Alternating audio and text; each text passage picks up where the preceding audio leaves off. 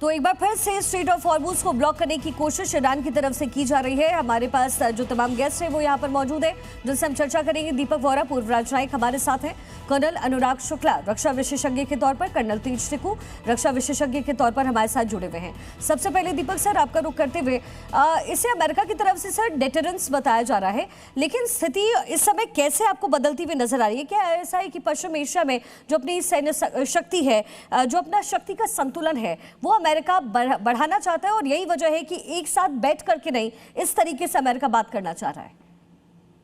बहुत बहुत धन्यवाद ma'am, thank you very much. अच्छा लगता है आपके साथ जब होता हूँ। बाकी हमारे दो जनरल साहिबान, कर्नल साहिबान भी वहां पर हैं, उनकी जानकारी मुझसे कहीं ज्यादा है। पहला सवाल ये पूछता हूँ कि अब वो कह रहा है मैं हॉर्मुज बंद कर दूंगा, ईरानी बेवकूफ लोग। वो तो पहले कह रहे थे फिर टोल टैक्स लगाएंगे, फिर इनको जाने देंगे, उनको जाने, टोटल कंफ्यूजन। और अब क्या मांग कर रहा है कि मेरे को पैसे दो। ट्रम्प कहता है पहले मुझे पैसे दो, आपके पैसे जो मैंने जब्त किए हुए हैं वो यूएई ने आपके ऊपर, यूएई पे आपने हमला किया था, कुवैत पे किया था, बहरीन पे किया था, वो पैसे मुझको दो। Ultimately it's all about money, वहां पर बात आ गई है।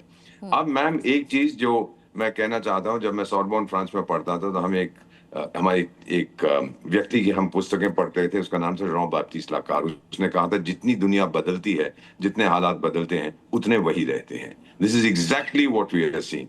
पहले दिन से लेकर आज तक कोई परिवर्तन नहीं है। वो इसको ठोकता है, उसको ठोकता है, वो दोबारा करता है, दोबारा करता है। ईरान के पास इतने मिसाइल्स कहां से आए हैं, हमारे विशेषज्ञ आपको बताएंगे।